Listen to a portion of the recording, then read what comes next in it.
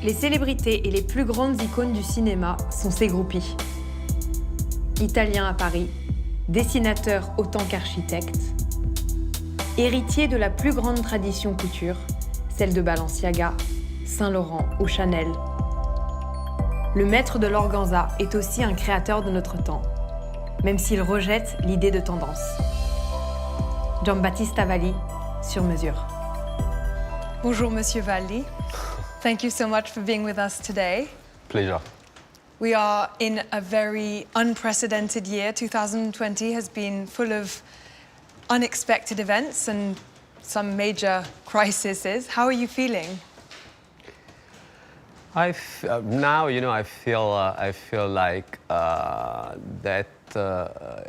Of course, it was a very negative and very how can I say, depressing moment. But in the other way, there is something that it's positive in the other way, about a kind of reset time, to reset our mind, to reset our soul, to reset our point of view, to reset economy, to reset what is life. We can see even like in a social point of view what is happening right now in rights. It's a crisis that it's not only about the health. Mm-hmm. What was your biggest challenge being locked up at home? The thing you found the most difficult? Yeah, I know. It's I can say it was like a strange moment, but I really enjoy in a way to be like with myself, to have this moment of calm introspection, something that it never happened, in our work. And so it was probably the most difficult things. It was like to understand what is going to be the world after this, what the people, for example, in a professional point of view, what the people is going to look for, what's going to be the priority. And for somebody that works in fashion, that is always like projected in next season, next year, and in the future, in the next, there is a moment that you are looking now, and you're looking to the 24 hours and no more longer than 24 hours. So this was like a big challenge. Big change, yeah.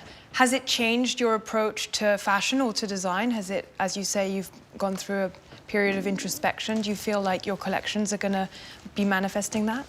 I think, it's something that this moment, it comes very close to my philosophy. So, my collections are always very human. They're very, very respectful to the people that are going to wear it.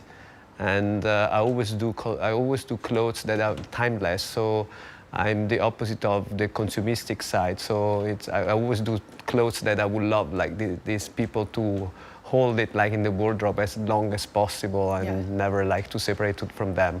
Tell us a little bit about this collection that you, I'm assuming, were working on while in confinement. Yeah. How does one work on an haute couture collection while locked up at home? You must tell us. Yeah, it's good. It's like it's different, but it's funny because sometimes you discover, like, sometimes we do like fittings in Zoom or whatever. I can imagine you in the house in a tulle dress, like there's no model, so I'll do it. But it's a different way. There is like a more like intimate human side. I don't know. It's very nice. It's very nice. Very nice. And there is this, like, you don't have the pressure of a fashion show. You don't have a pressure exhibitions. You just like concentrate on the most important thing, that it's the clothes, and it's really beautiful. What was the inspiration behind this collection? The proper sense of haute couture in Paris. This collection is very like Parisian, so it's very haute couture Paris atelier. It's that kind of glittering of the Eiffel Tower. It's that kind of ville lumière. It's that kind of glamour, that kind of nonchalance, that kind of atmosphere that the people like dream all over the world just about Paris.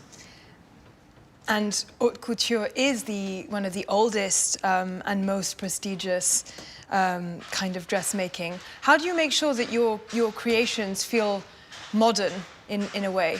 Haute couture, it's about passion. It's a love story. And passion and love stories, they're never going to get old. I mean, it's something that it's like contemporary always, and that's haute couture.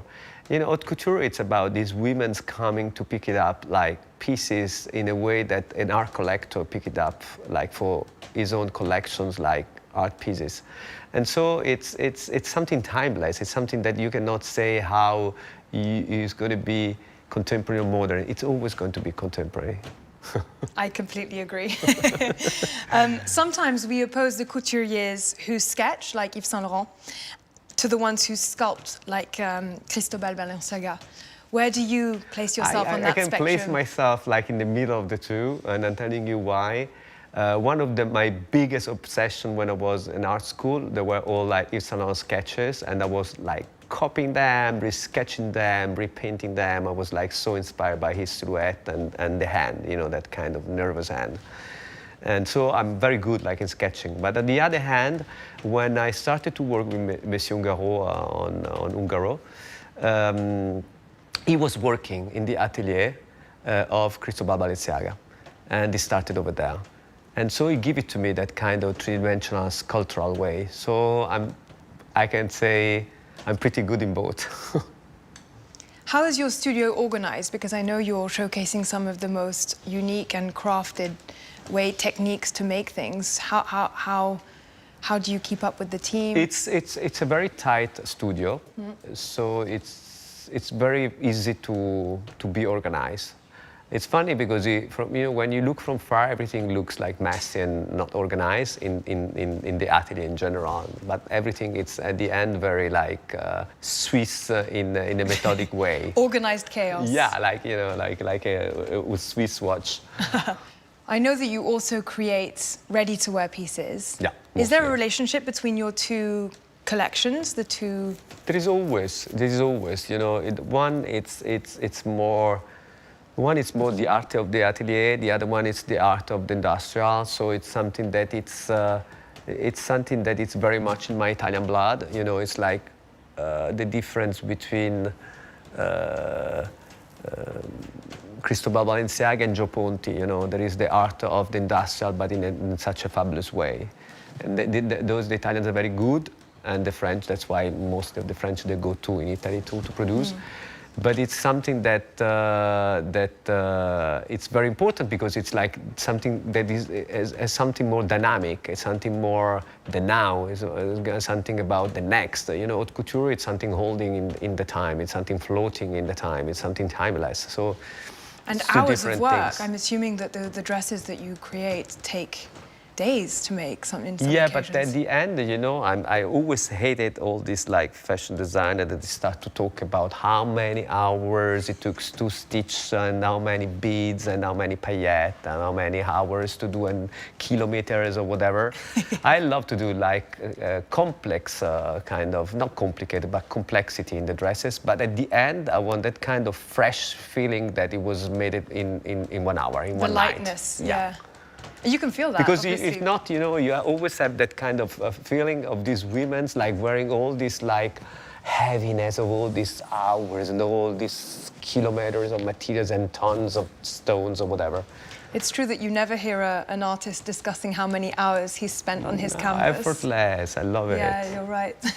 For you, is couture closer to fashion or to art? Statement. Not art, no fashion. Do you think that the French really stand out when it comes to style? Are the clichés about them true? Are they the chicest women in the world? It's something that I love it because, you know, I come from a country and a town, Rome, that everything is shuttered out. It's something like everything is sunny, everything it's like, how can I say, it's extreme in a Fellini way. You can still see that kind of too much going on. And so, Paris is about introspection, it's about the grayness, it's about all these girls like wearing like no stockings in the winter. It's about be seated like on a coffee on a rainy day. I mean, it's something different. So I learned it like that kind of effortless kind of style, that it's like very iconic from all the black and white French movies that is still going on right now. Do you think that such a thing as a fashion faux pas exists? I want to say, can anything be too much? For me, fashion faux pas is already being in fashion. Oh, what do you mean? I mean, I hate everything that it's a faux pas. It's about being like trendy, being in a trend, being like a billboard, like wearing the last things of the last whatever. And that's not chic. I mean, it's not about good taste, bad taste, because I don't believe in taste. You know, good taste, it can be really magnificent, it can be like fabulous and opulent. It depends who's going to do it, you know, and intelligence, the way you do it. But about a faux pas, I can say I hate everything that is like trendy, everything that it's like, oh, it's raining. Yeah. Wow. This is the Parisian side that I started to learn living in Paris, that it's very different from my Roman side. Oh, does it mean like the ever-changing weather? I think you just have to keep calm and carry on, as they say on my side of the channel. You stay inside yourself, you meditate, you know, you think in a different way. I was going to go and segue into whether there was anything in fashion that you dislike, but I think you've kind of answered that. Trends. Yeah, dislike, the thing that I dislike the most is this, and the other thing that I dislike is when people come in to work in fashion, or they approach fashion only for the glamorous side, just because it's like, I can say, it's a proper profession, it's a passion, and it's not just to, it's not about red carpets, it's not about parties, it's not about this. It's about a lot of passions, a lot of work. Although you're great at red carpets. A lot of concentrations, yeah. Who is your favorite woman that you've ever dressed on the red carpets? All of them. All of them. I can say they are like, you know, I was so blessed to, every time to wish somebody that I was like dressing somebody, and then it was happening in a natural way. So I'm very lucky for this. Is there anyone that you haven't dressed that you would really want to get into? There is one that I really dress? love. It's Meryl Streep. Ooh. I would love to dress her brain. I mean, she's amazing. She really is. Yeah. All of our guests today have been asked to bring an object or something that means something to them from either their collection or something that means something to them. Have you brought anything today? I always wear something. I always hold something from years. I always hold my pearl necklace. Yeah. Are they lucky pearls? I think so. I wear them all the time, and I wear them from such a long time. I mean, and it's something that reminds me of happy times. It's something that I always. It's my, can I say, my signature. It's something that it reminds me like a beautiful moment of my life when I was like traveling a lot and living in India.